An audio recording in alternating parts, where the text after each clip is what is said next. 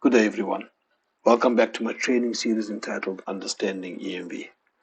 This is currently video 25 in the series, and in this video, we will be looking at step 13 of the EMV transaction, which falls under the EMV acquiring section. Okay, so let's get started. Okay, let's just do a brief recap of where we are. We've got Bob trying to purchase a pair of socks from his local comic book store. And in order to pay for his purchase, there's been a decision made that they will use an EMV card in an EMV capable terminal. So technology we've selected for the transaction is EMV. We've then selected one of the two virtual cards that reside on Bob's card. So in this case, we've opted to use the primary virtual card or the primary application, which is his credit card.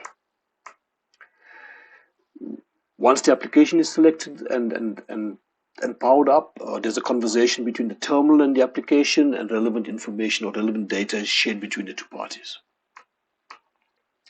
The terminal then undergoes offline data authentication, or CAM, where it verifies that the card is genuine, that the card is authentic.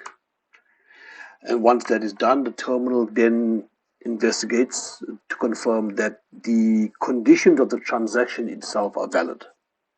Okay. This leads us to step 6, where the card holder is verified, in our case through the use of a PIN. The terminal then went through a process called terminal risk management, which is step 7, where it tries to identify reasons why it should either decline the transaction or send it online before allowing an approval to go through. Once the terminal has assessed the risk, it then makes a recommendation, or it makes a request to the card in the form of step 8, which is terminal action analysis, where it says, I have an idea of what I think we should do with this transaction. Step 9 is where the card says, thank you, Mr. Terminal. I acknowledge your input and I value your input, but I'm also going to do some internal risk management on my side, which is independent of the terminal's risk management process, and this then leads us into the first gen AC phase of the transaction. Okay, and this is where the card has taken the terminal's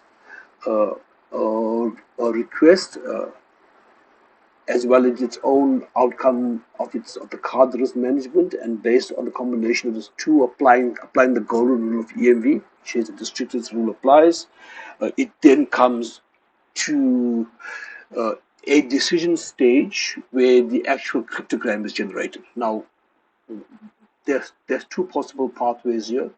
The first one is that the card generates a decline or an approval, in which case the transaction completes offline.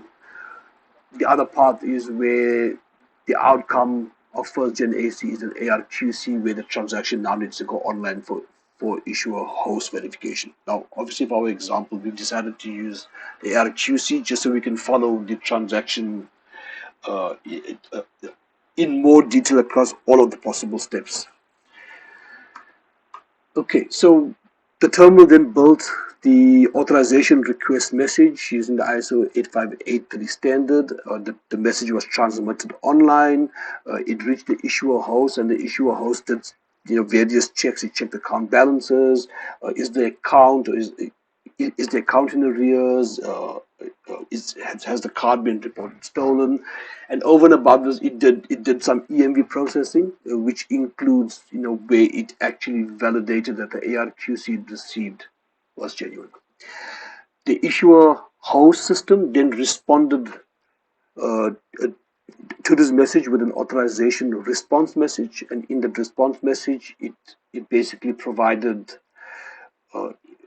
three things. It gave back an authorization decision, so let's decline the transaction or let's approve the transaction, and this takes the form of an ARC, and it then supplied back an ARPC that it generated, and then over and above that, if there were any changes that were required to be made to the card, the the issuer host would have also included issuer scripts in the response message back, right?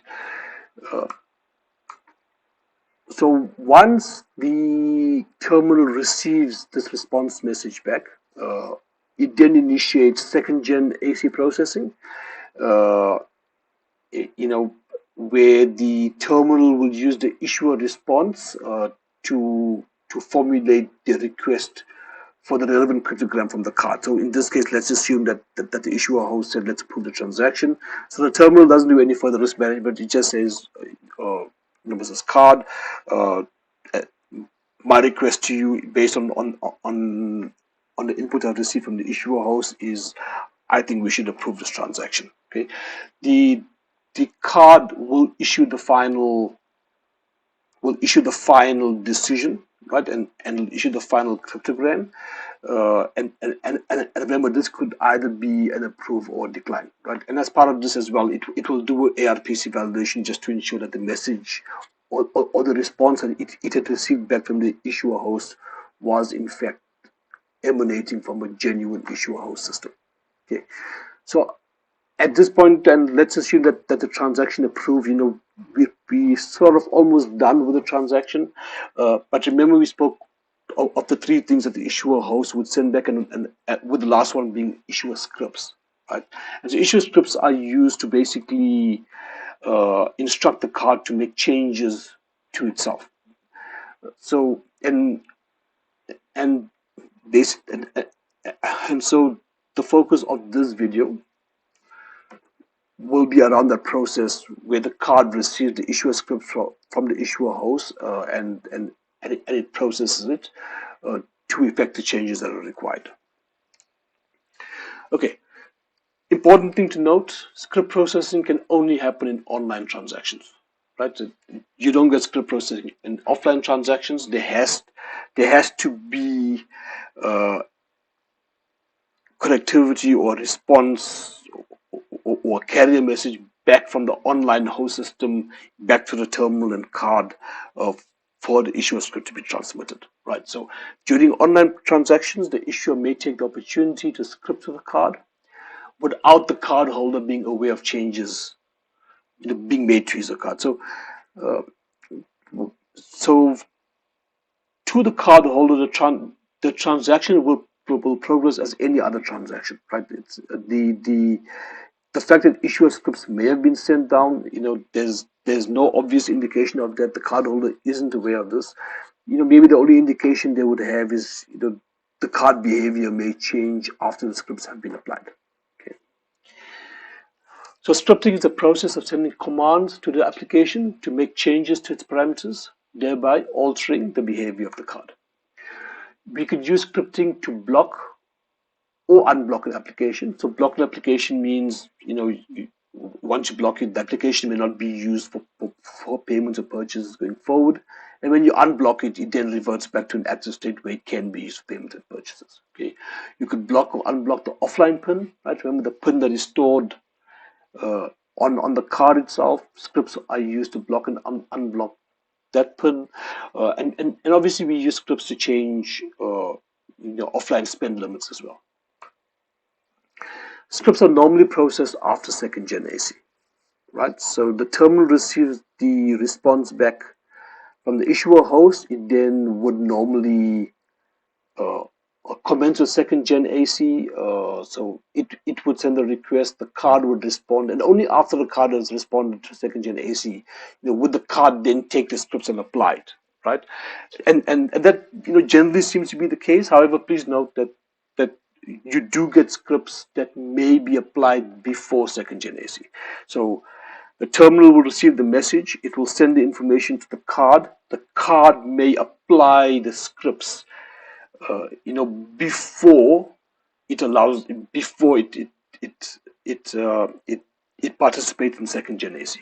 Okay, and you'll see I've mentioned 71 scripts. I mean, you can read up on this, but basically 71 scripts or 71 template scripts are generally applied before second gen AC, but the ones that we more commonly see are referred to as 72 template scripts or 72 scripts, and these are always applied after after second gen AC has happened.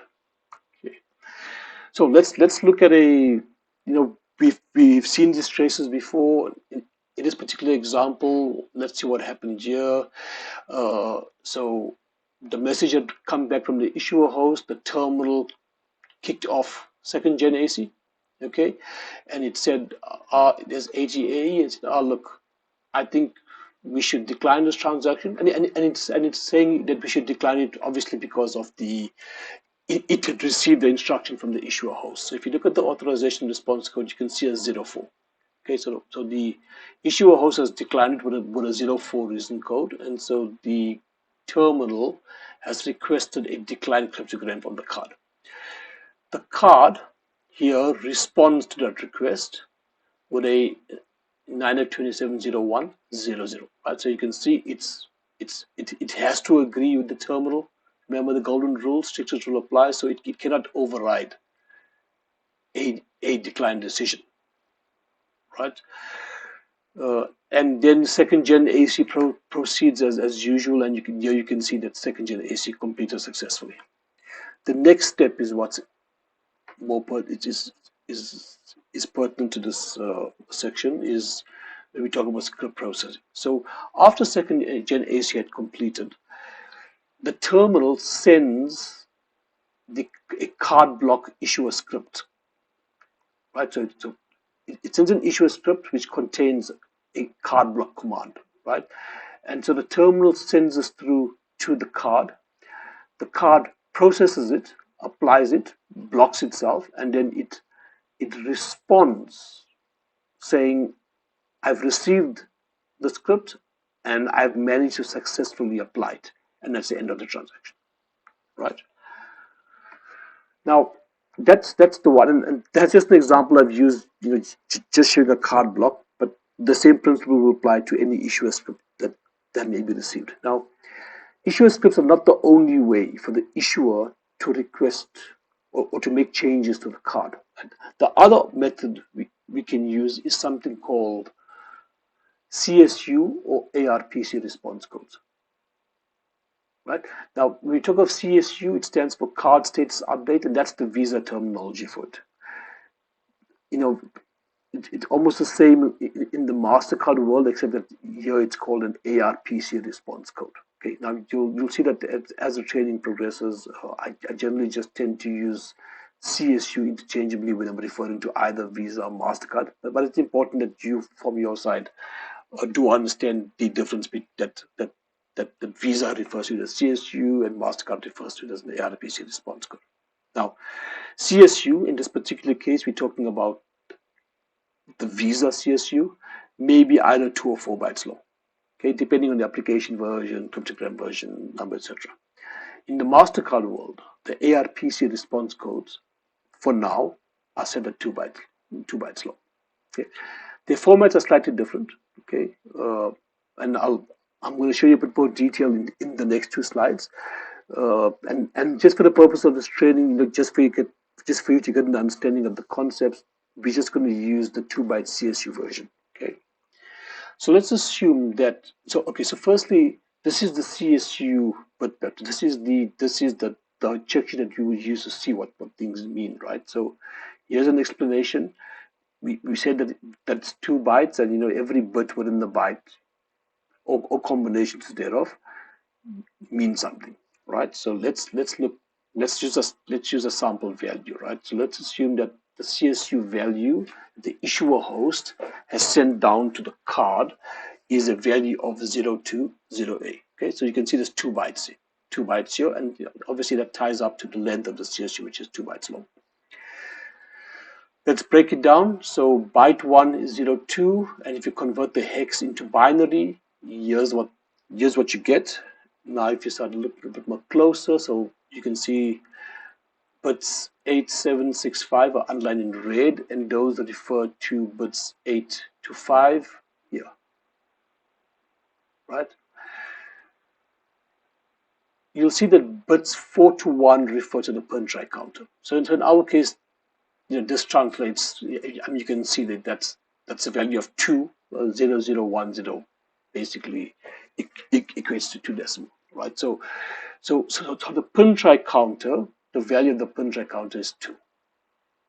Okay, let's look at byte 2. So byte 2 is 0A, and if you convert 0A to hex, you can end up with 0000 and then 1010.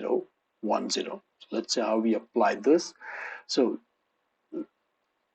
the 4 zeros are for bits 8765. So 8765, you can see I've got yellow there, corresponding with the yellow there. And so for example, I mean, bit 7 says block card. Now, because it's set to 0, the issuer did not instruct the card to block itself. Okay, bit 6 says block application. The issuer said do not block the application. Okay, it says update pin try counter for bit 5, and we saw 8765, it's a 0, so we're saying do not update the pin try counter.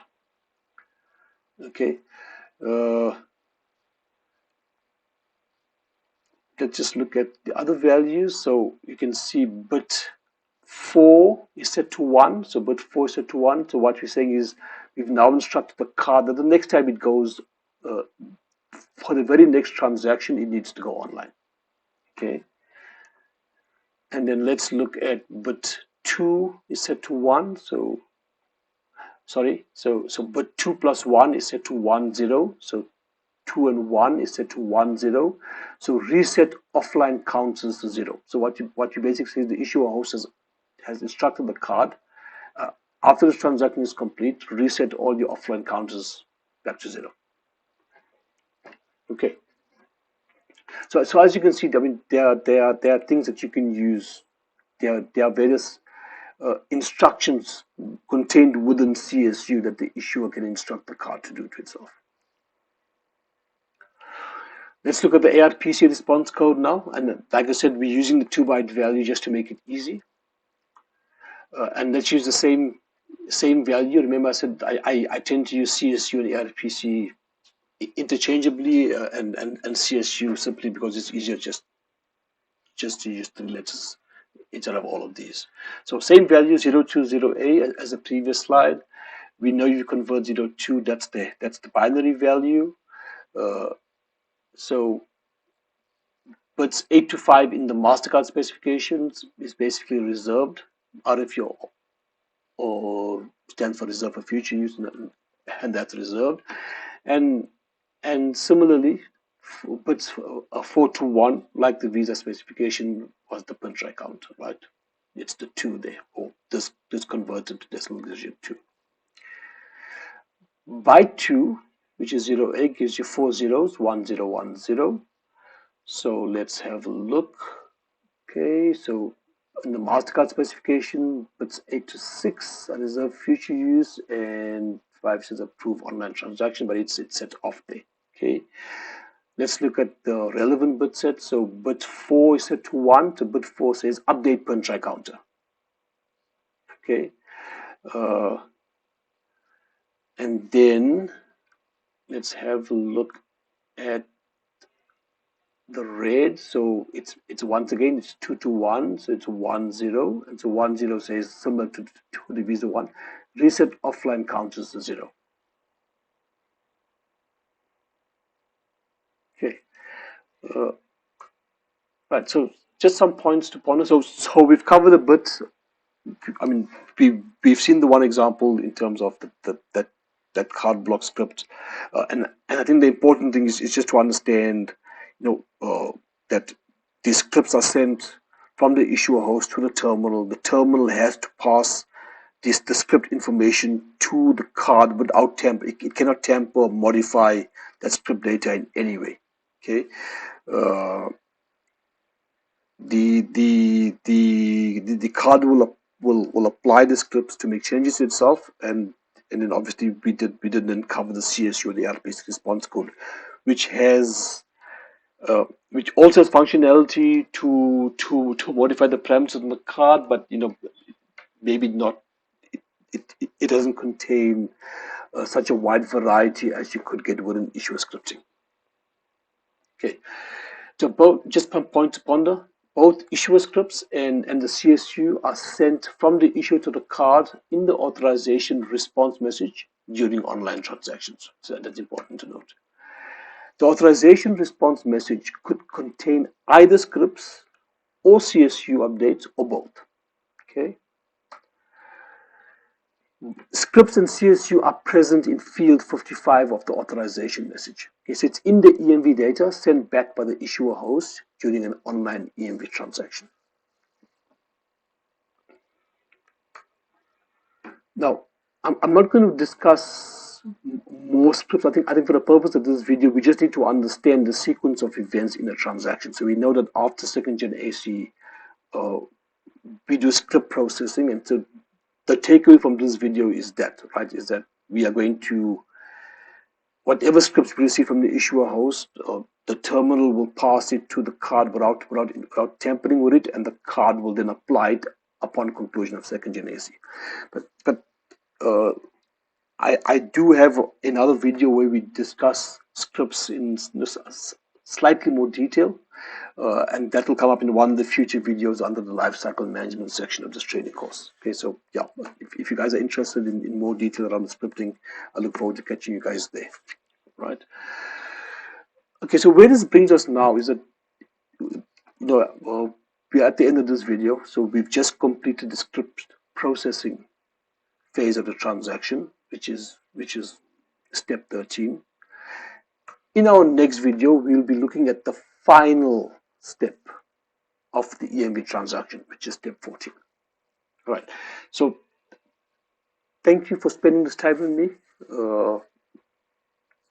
I hope you found it useful, and I look forward to catching you guys in the next video. Okay. Take care, everyone, and bye-bye.